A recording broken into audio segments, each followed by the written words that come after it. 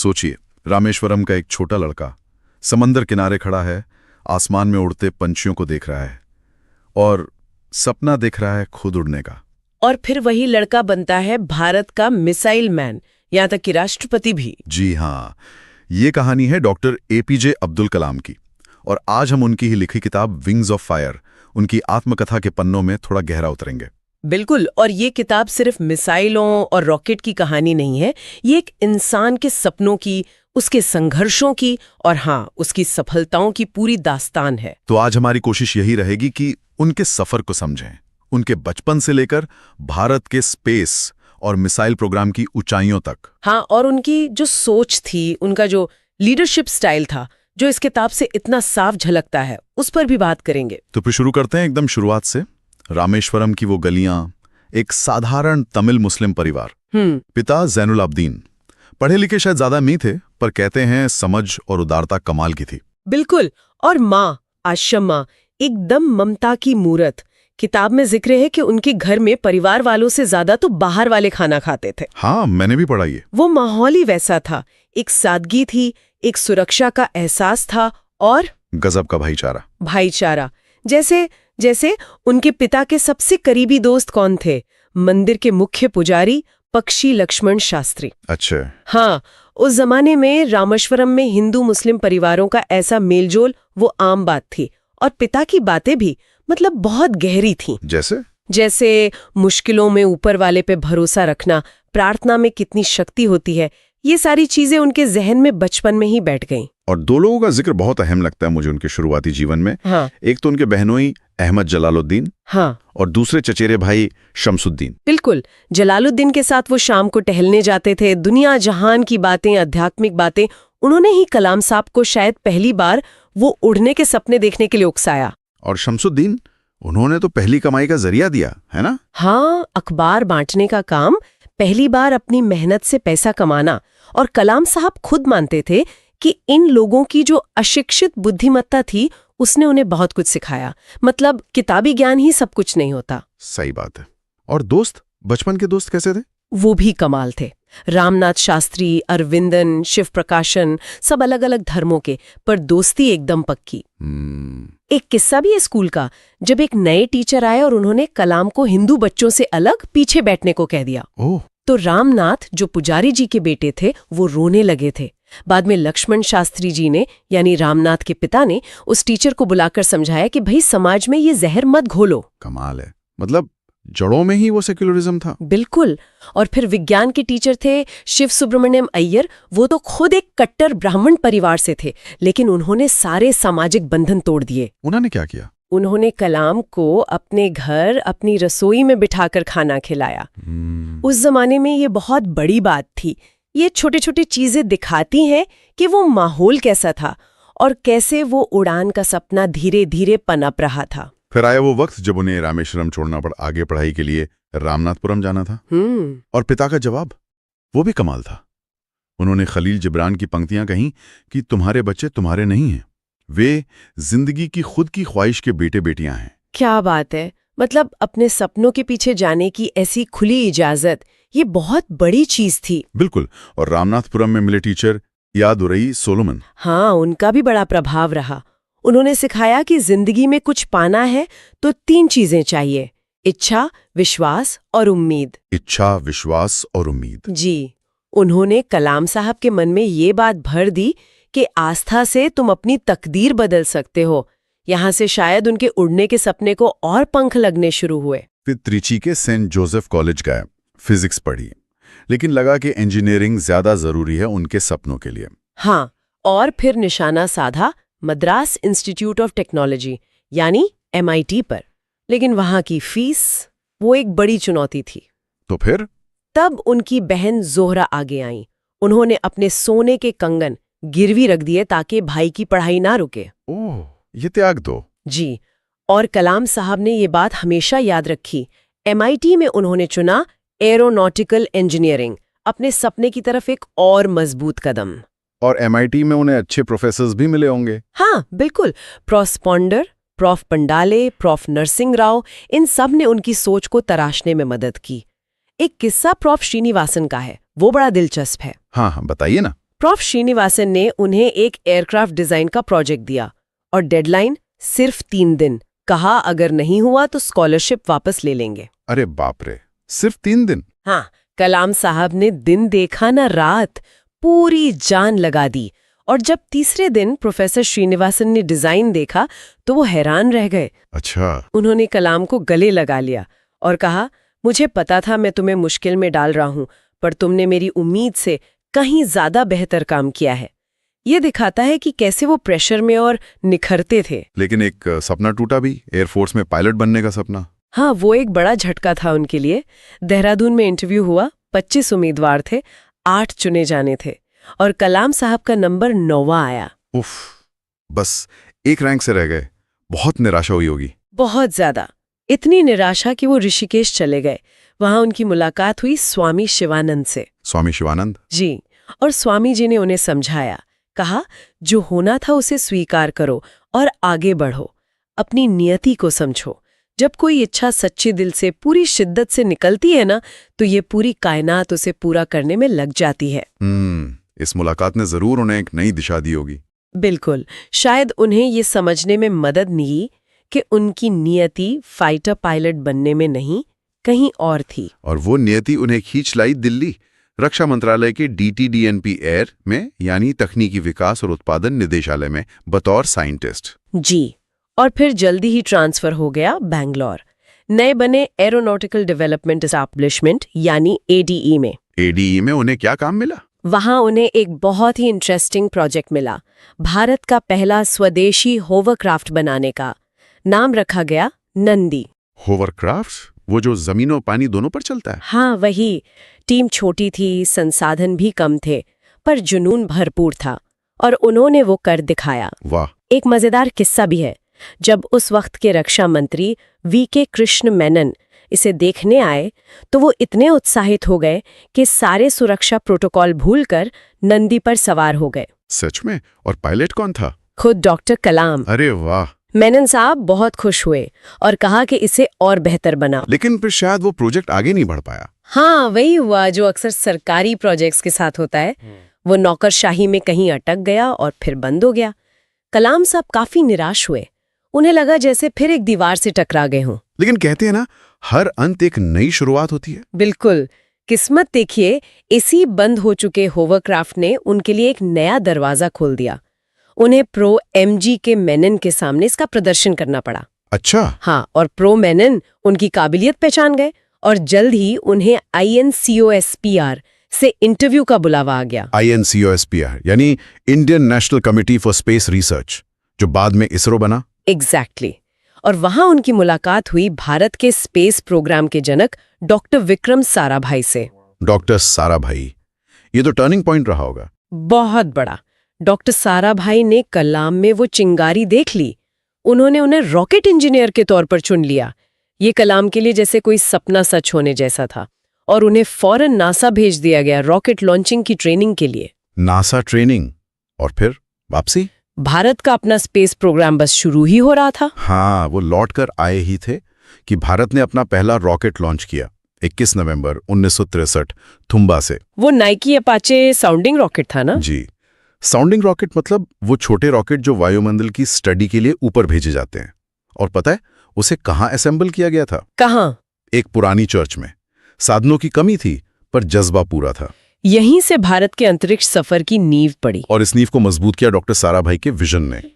उनका leadership style कमाल का था। वो टीम पर बहुत भरोसा करते थे, खुलकर चर्चा को बढ़ावा देते थे और एक ही व्यक्ति को कई जिम्मेदारियां सौंपने से हिचकिचाते नहीं थे। उनका बड़ा सपना क्या था? उनका सपना था कि भारत अपना खुद का सैटेलाइट लॉन्च व्हीकल यानी SLV बनाए।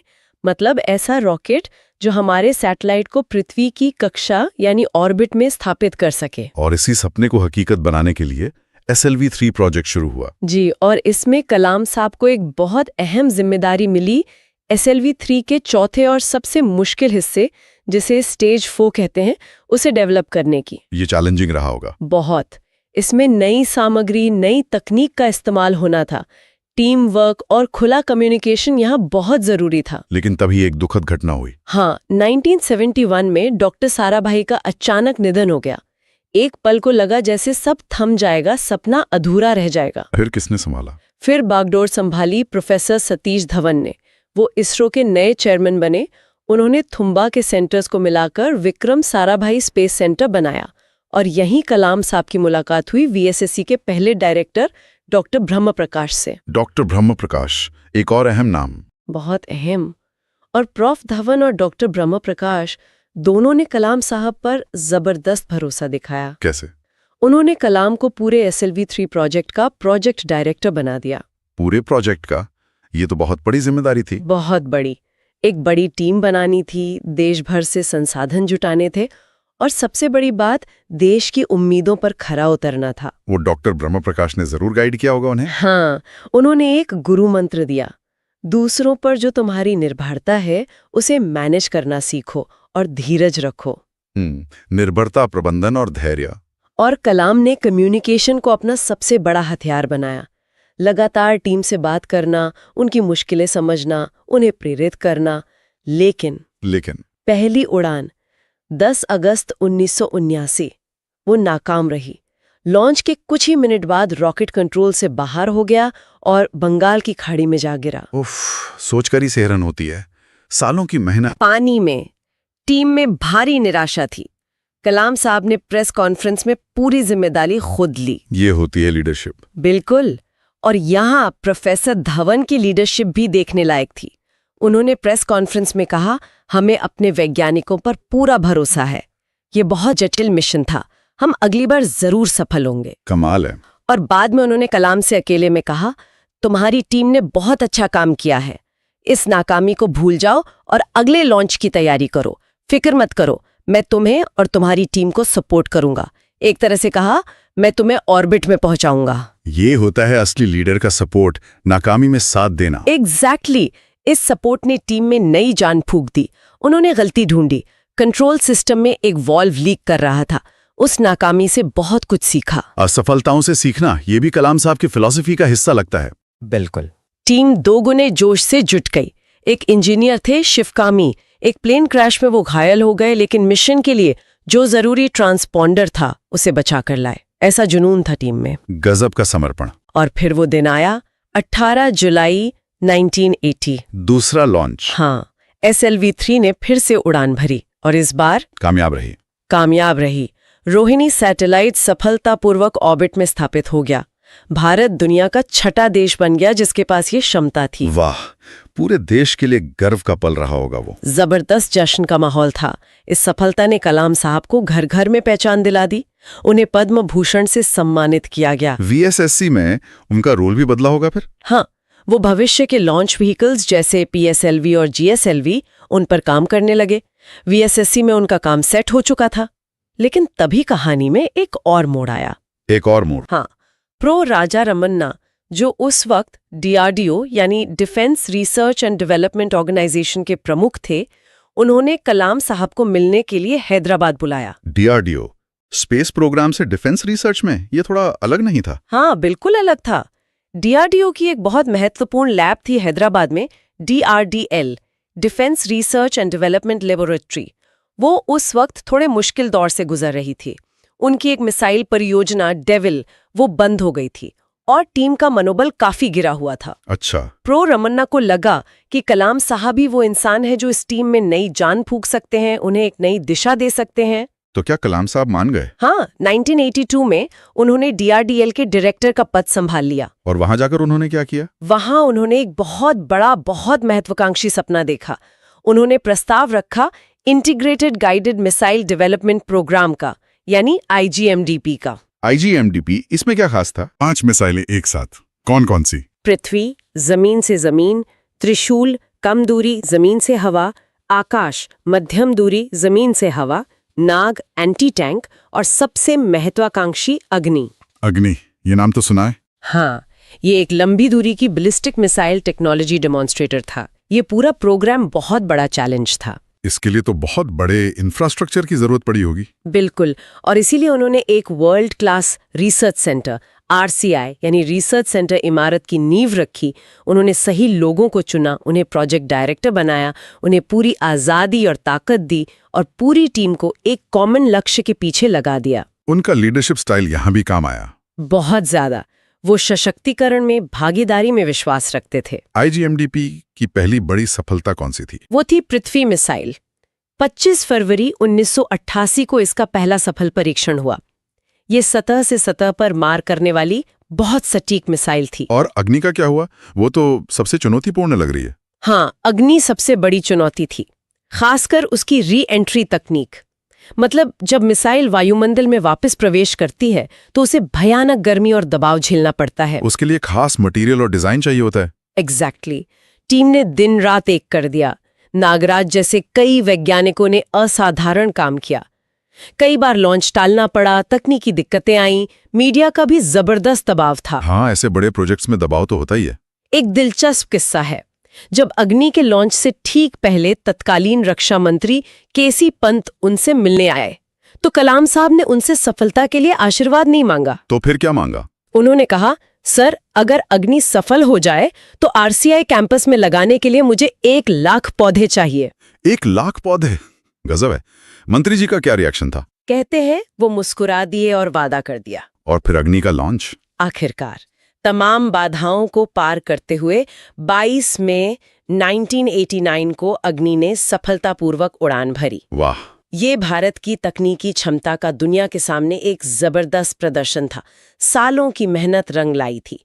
देश के लिए ये एक बहुत बड़ा गौरव का क्षण था। अंतर्राष्ट्रीय प्रतिक्रिया कैसी थी? मिली जुली। कुछ देश हैरान थे, कुछ नाराज भी हुए। Missile technology control regime MTCR के तहत कुछ प्रतिबंध भी लगाने की कोशिश हुई, पर भारत अपने रास्ते पर आगे बढ़ता रहा। अग्नि की सफलता के बाद कलाम साहब को पद्म विभूषण से सम्मानित किया गया। जी, और किताब के आखिर में वो टेक्नोलॉजी, लीडरशिप, प्रेरणा और आत्मनिर्भरता पर अपने विचार रखते हैं। वो कहते हैं कि बाहरी पुरस्कारों या सम्मान से ज्यादा जरूरी है आपके अंदर की शांति, आपकी आत्मा की संतुष्टि। ये गहरी बात है। हाँ, और युवाओं के लिए उनका संदेश एकदम साफ है। एक स्पष्ट दृष्टि रखो, बड़ा सपना देखो, खुद पर अटूट विश्वास रखो और मुश्किलों और सामाजिक दबावों का हिम्मत से सामना करो। वो टेक्नोलॉजी मैनेजमेंट के पेड़ की बात भी करते हैं, है ना? हाँ, उनका वो ट्री ऑफ टेक्नोलॉजी मैनेजमेंट का कॉन्सेप्ट कि कैसे सही मैनेजमेंट और लीडरशिप से टेक्नोलॉजी रूपी पेड़ जड़ें पकड़ता है, फलता फूलता है और देश को फल देता है, आत्मनिर्भर बनाता है। उनका अपना जीवन जैसे इसी का जीता जागता उदाहरण है। सही बात है। उन्होंने कोई बहुत बड़ी भौतिक संपत्ति नहीं बनाई, बिल्कुल नहीं, लेकिन वो करोड़ों लोगों के लिए प्रेरणा का स्रोत बन गए। एक ऐसी विरासत छोड़ गए जो सिर्फ मिसाइलों और रॉकेटों तक सीमित नहीं है। वाकई रामेश्वरम के उस छोटे से लड़के से लेकर भारत के मिसाइल मैन और फिर राष्ट्रपति बनने तक का ये सफर अविश्वसनीय है। सपनों से प्रेरित, गुरुओं से निर्देशित और अटूट विश्वास, कड़ी मेहनत और एक अनोखी लीडरशिप के दम पर हर मुश्किल पर विजय पाना। यही है शायद विंग्स ऑफ फायर का सार, आत्मनिर्भरता और क्षमता निर्माण पर उनका जोर। ये कहानी सिर्फ टेक्नोलॉजी की जीत की नहीं है, ये इंसानी जज्बे की, टीम वर्क की, लगन की और कभी हार न मानने वाले हौसले की कहानी है। उन्होंने दिखाया कि अगर इरादा पक्का हो तो कोई भी मुश्किल नामुमकिन नहीं। और ये हमें सोचने पे भी मजबूर करता है। बिल्कुल। तो आज के श्रोताओं के लिए हम यहीं पे एक सवाल छोड़ जाते हैं। डॉक्टर कलाम की इस यात्रा से हमने जो समर्पण, टीम वर्क और मुश्किलों से लड़ने की क्षमता के सबक सीखे हैं, उन्हें हम विज्ञान और तकनीक के दायरे से बाहर निकालकर अपनी जिंदगी के दूसरे पहलुओं में एक बेहतर समाज और एक मजबूत राष्ट्र बनाने के लिए कैसे इस्तेमाल कर सकते हैं।